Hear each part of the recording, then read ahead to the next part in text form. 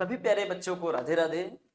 Krishna coaching institute के online platform पे आप सभी बच्चों का स्वागत है। जैसा कि आपकी क्लासें 15 जुलाई से स्टार्ट हो रही थी, ठीक उसी क्रम में आज हम लोग लेके आए हैं high school UP board high school की इंग्लिश ग्रामर की पहली क्लास, जिनमें से आप सीखेंगे पार्ट्स ऑफ स्पीच। क्या सीखेंगे? पार्ट्स ऑफ स्पीच सीखेंगे। पार्ट्स ऑफ स्पीच में क्या सीखेंगे? सबसे पहले ये जानेंगे कि पार्ट्स ऑफ स्पीच होती क्या है, कितने टाइप्स होते हैं, कितने प्रकार के होते हैं, सभी की एक विस्तार से आपको बताया जाएगा। और इस क्लास का आनंद लें, सभी लोग जुड़ जाएं कृष्णा कोचिंग इंस्टीट्यूट से। और हम लोग चलते हैं पहली ही क्लास पे। सबसे पहले chapter first, parts of speech. Chapter first, parts of speech. अब देखो, इसमें सबसे पहले हम सीखेंगे डेफिनेशन। क्या सीखेंगे? डेफिनेशन क्या होती है। देखो, पार्ट्स ऑफ स्पीच तो हम लोग जानते हैं, बट बहुत सारे बच्चे हमें ये नहीं जानते हैं कि पार्ट्स ऑफ स्पीच को हिंदी में क्या कहते हैं, इसका इंग्लिश में काम क्या होता है। ठीक है, तो सबसे पहले हम चलते हैं पार्ट्स ऑफ स्पीच में। और ये पार्ट्स ऑफ स्पीच जो आपकी है, इसको कहते हैं शब्द भेद। सबसे पहले हम ये जानते हैं पार्ट्स ऑफ स्पीच को क्या बोलते हैं, शब्द भेद। ठीक है, अब देखो, सबसे पहले इसमें हम लोग क्या पढ़ते हैं, डेफिनेशन। क्या करते हैं? डेफिनेशन। ये हमारे डेफिनेशन है, जिसको कहते हैं परिभाषा। क्या परिभाषा होती है? Parts of speech are the different kinds of words according to their work in a sentence. यानी कि हम लोग सीखते हैं कि सबसे पहले डेफिनेशन ये होती है, parts of speech are the different kinds of the words according to their work in a sentence। इसका मतलब होता है कि वाक्य में जो भी हमारा सेंटेंस होता है प्यारे बच्चों, तो उसमें जो काम होता है, वाक्य में जो कार्य होता है, और उसी को हम क्या कहते हैं, शब्द भेद कहते हैं। जैसा कि हिंदी में भी आपका लिखा है, वाक्य में किसी शब्द का जो कार्य होता है, उसी के आधार पर उसे पार्ट्स ऑफ स्पीच कहते हैं। तो प्यारे साथियों, पार्ट्स ऑफ स्पीच आप समझ चुके हैं। मेरे प्यारे बच्चों, पार्ट्स ऑफ स्पीच की परिभाषा जान चुके हैं, जिनको हिंदी में शब्द भेद कहते हैं। यानी कि पार्ट्स ऑफ स्पीच का काम ये होता है कि वाक्य में जो कार्य होता है, वही हमारा पार्ट्स ऑफ स्पीच होता है। अब हम नेक्स्ट चलते हैं कि पार्ट्स ऑफ स्पीच कितने होते हैं। तो प्यारे बच्चों, जैसा कि आपको बोर्ड पे दिख रहा है कि हमारे जो पार्ट्स ऑफ स्पीच हैं वो कितने होते हैं। पार्ट्स ऑफ स्पीच देखो, ये मेनली होते हैं। कैसे? Mainly parts of speech divided mainly 8 parts. कितने पार्ट्स? 8 पार्ट्स। यानी कि पार्ट्स ऑफ जो स्पीच होते हैं वो हमारे 8 पार्ट्स, यानी कि 8 पार्ट्स के डिवाइड होते हैं। यानी कि पार्ट्स ऑफ स्पीच टोटल कितने होते हैं? 8 प्रकार के होते हैं। पहला आपका होता है नाउन, दूसरा आपका होता है प्रोनाउन, फिर ये होता है एडजेक्टिव, फिर ये होता है वर्ब, नेक्स्ट होता है एडवर्ब, फिर नेक्स्ट होता है प्रीपोजिशन, फिर नेक्स्ट होता है कंजक्शन, और फिर इंटरजेक्शन। कुल मिलाकर पार्ट्स ऑफ स्पीच हमारे होते हैं 8 टाइप्स। ठीक है, 8 इसके पार्ट्स होते हैं। यानी कि नाउन, अच्छा जैसे अभी नाउन आप सीखेंगे, नाउन क्या होता है, इसी प्रकार अगली जब क्लास में भी हम सीखेंगे कि नाउन क्या होता है, नाउन का काम क्या होता है। ठीक, इसके भी कितने टाइप्स होते हैं, अभी ये विस्तार से सब कुछ बताया जाएगा। जैसे नाउन को संज्ञा कहते हैं, प्रोनाउन को सर्वनाम कहते हैं, एडजेक्टिव को विशेषण कहते हैं। इस प्रकार सभी को विद हिंदी आपको बताया जाएगा। जैसा कि आप नाउन समझते हैं, नाउन क्या होता है, living and non living, living and non living.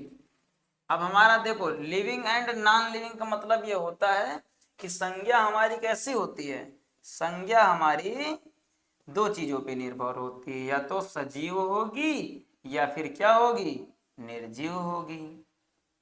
या तो बेटा क्या होगी, सजीव होगी या फिर क्या होगी, निर्जीव होगी।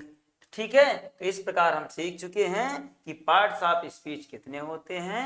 इसके 8 भेद होते हैं। इन्हीं को कहते हैं शब्द भेद, जिनमें से हमारा पहला होता है noun, pronoun, verb, adjective, adverb, preposition, conjunction, interjection. ठीक है, तो प्यारे बच्चों नेक्स्ट में हम चलते हैं। जो हमारा पहला पार्ट्स होता है, पहला हमारा पार्ट्स होता है नाउन। क्या होता है, नाउन। नाउन को हिंदी में क्या कहते हैं, संज्ञा कहते हैं। क्या कहते हैं प्यारे बच्चों, नाउन को हम कहते हैं संज्ञा। क्या कहते हैं, संज्ञा कहते हैं। ठीक है, तो नाउन को क्या कहते हैं, संज्ञा कहते हैं। तो जिसकी डिफिनीशन पहले से पता है कि noun is the name of a person, place, animal और thing.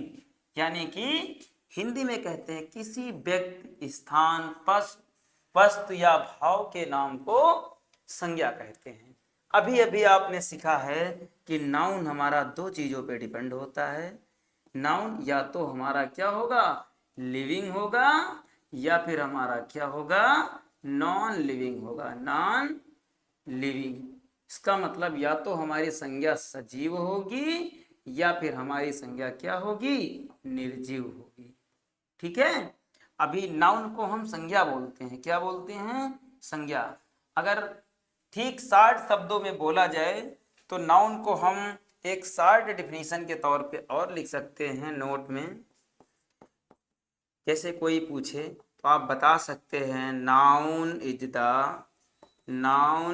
The naming word. Naming word का मतलब क्या है, संज्ञा किसी का नामकरण है। संज्ञा किसी का नामकरण है, नामकरण है। यानी कि किसी भी चीज का अगर हम नाम रख लें, चाहे वो वस्तु हो, चाहे वो प्राणी हो, ठीक है, चाहे कोई स्थान हो, किसी का अगर हम नाम रखेंगे वो हमारी संज्ञा होती है। जैसे कि आगे सेंटेंस में आपने पढ़ा होगा कि हमारी नाउन हमारी सब्जेक्ट होता है ना, प्रोनाउन हमारा सब्जेक्ट होता है या तो नाउन होता है। तो उसी प्रकार हमारा किसी का नामकरण, जैसे हमने लिख दिया राम, तो राम हमारा क्या है, राम हमारी संज्ञा है। कह दिया जाए पुस्तक, पुस्तक, पुस्तक यानी बुक, बुक हमारी क्या है, संज्ञा यानी नाउन है। जैसे कि नेक्स्ट में आपको देखा जाए, कह दिया जाए कि Ram is a very good boy,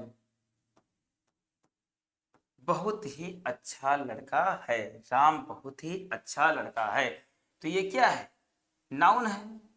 noun यानी राम है। ठीक है, अब इसमें ये नाउन हमारा क्या काम कर रहा है, कर्ता का काम कर रहा है। तो इस प्रकार हमारा नाउन क्या हो गया, noun is the naming word कहो या फिर कह दो a noun is the name of a person, place और थिंग, या फिर एनिमल थिंग। यानी कि संज्ञा किसी भी व्यक्ति, वस्तु, स्थान या प्राणी या भाव के नाम को क्या बोलते हैं, संज्ञा बोलते हैं। ठीक है, नेक्स्ट में चलते हैं। संज्ञा के हम भेद सीखते हैं। क्या सीखते हैं प्यारे बच्चों, इसके हम भेद सीखते हैं। अब देखो लिखा है kinds of noun, kinds of noun. अब काइंड्स ऑफ नाउन का मतलब क्या होता है, काइंड्स ऑफ नाउन का मतलब ये होता है प्यारे बच्चों कि हमारे संज्ञा के कितने प्रकार होते हैं, संज्ञा के कितने प्रकार होते हैं, संज्ञा के प्रकार। अब संज्ञा के भी प्रकार होते हैं, पता है सभी को। इसके 5 पार्ट्स होते हैं। पहला होता है proper noun, common noun, collective noun, material noun और अब्स्ट्रैक्ट नाउन। अगर मेनली पूछा जाए, जैसे हिंदी में आप पढ़ेंगे तो मेनली आपके कौन से होते हैं कि व्यक्तिवाचक, जातिवाचक और भाववाचक। ये आप दोनों, ये हमारे क्या हैं, ये इंग्लिश से आए हैं, इसीलिए हम इंग्लिश से इसको बताते हैं। द्रव्यवाचक को चाहे हम पदार्थवाचक भी बोल सकते हैं, द्रव्यवाचक को चाहे हम पदार्थवाचक भी बोल सकते हैं। ठीक है, तो अगली क्लास में आपको ये बताया जाएगा कि प्रॉपर नाउन के बारे में, इसके बाद कॉमन नाउन के बारे में, कलेक्टिव नाउन के बारे में, मटेरियल नाउन के बारे में और अब्स्ट्रैक्ट नाउन के बारे में। ठीक है, तो अगली क्लास जब आपकी नेक्स्ट यानी कि कल क्लास होती है इसी समय पर, तो उसमें आपको इनके सारी विधिवत विस्तार से आपको बताया जाएगा। तो सभी प्यारे साथियों, आप लोग जुड़े कृष्णा कोचिंग इंस्टीट्यूट से और अपने इंग्लिश को बिल्कुल जीरो लेवल से सीखें और इंग्लिश में आप अपने 95 का सपना करें साकार, यानी कि 90 प्लस मार्क्स लाना है तो कृष्णा कोचिंग इंस्टीट्यूट ज्वाइन करना है, जिसमें आपका संपर्क सूत्र है कॉन्टेक्ट नंबर 7897871683। इस नंबर पे संपर्क करिए, या फिर आप कृष्णा कोचिंग इंस्टीट्यूट शाम को 4 बजे आपकी क्लासेस चलती हैं ऑफलाइन, तो ऑफलाइन आप इस क्लास को ज्वाइन करें। तो प्यारे बच्चों, आज के लिए इतना ही, और सभी प्यारे बच्चों अधिक से अधिक जुड़े कृष्णा कोचिंग में, और अब आपकी क्लासेस ऑनलाइन प्रारंभ हो चुकी हैं। Thanks for watching Krishna coaching institute.